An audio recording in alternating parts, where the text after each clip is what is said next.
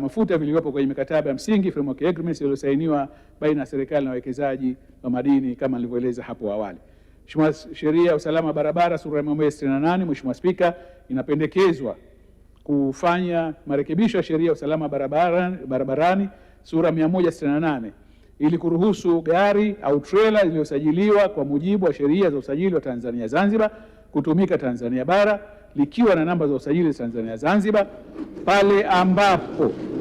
pale ambapo kodi zote kwenye gari au trela husika zimelipwa kwa mujibu wa sheria na taratibu zilizopo.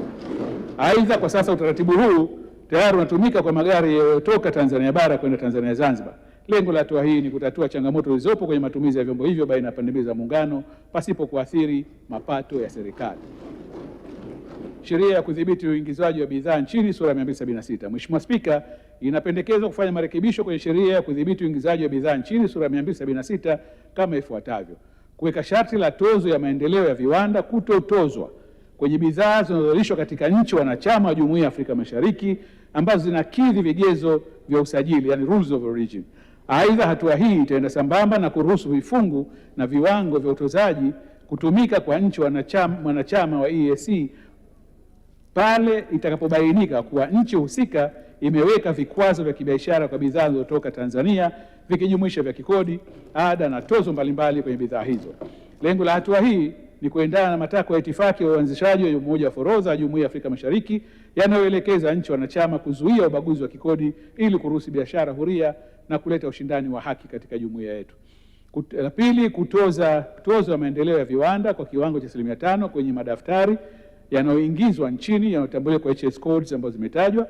Tatu, kutoza tozo ya maendeleo ya viwanda kwa kiwango cha 5% kwenye trailer zinazoingizwa nchini zinazotambuliwa kwenye HS codes ambazo zimetajwa Mheshimiwa katika kitabu cha bajeti cha hotuba ya bajeti.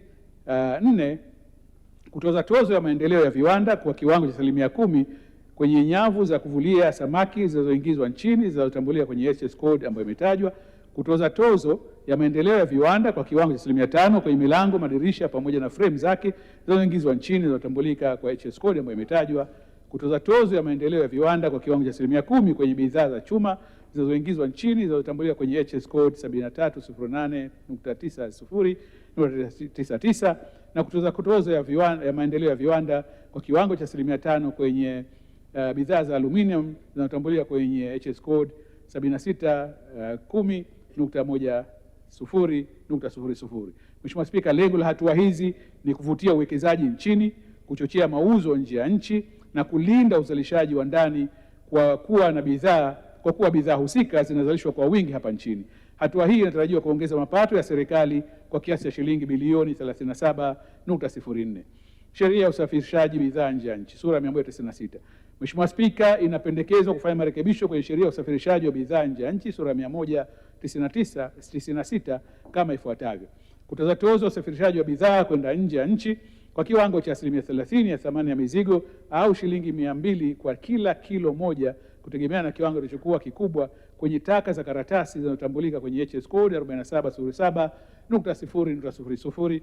Kutoza tozo usafirishaji wa bidhaa kwenda nje ya nchi kwa kiwango cha 10% au shilingi 200 kwa kila kilo kutegemeana na kiwango kilichokuwa kikubwa kwenye madini ya kwazi yanayotambulika kwenye HS heading 25.06 na feldspar yanayotambulika kwa HS code 2529.10.00 na kutoza tozo usafirishaji wa bidhaa kwenda nje ya nchi kwa kiwango cha shilingi 50 kwa kila kilo ya pumba za ngano zinazotambulika kwa HS code 2302.30.00, mashudu ya pamba yanayotambulika kwa HS code ambayo imetajwa, pumba za mpunga, pumba za mahindi na mashudu ya alizeti yanayotambulika kwa HS code ambazo zimetajwa katika hotuba ya bajeti. Mheshimiwa Spika, lengo la hatua hizi vile vile ni kuhakikisha kuchochea uongezaji wa thamani nchini na kuhakikisha upatikanaji wa malighafi muhimu kwenye viwanda vya uchakataji na usindikaji hapa nchini. Hatua hizi kwa ujumla wake zinatarajiwa kuongeza mapato ya serikali kwa kiasi cha shilingi bilioni 24.44. Sheria ya ushuru wa stempu sura ya 189. Mheshimiwa Spika, sheria ya ushuru wa stempu sura ya 189 ni moja ya sheria kongwe na ambayo imechukua muda mrefu kurekebishwa katika ushuru wa baadhi ya hati na nyaraka.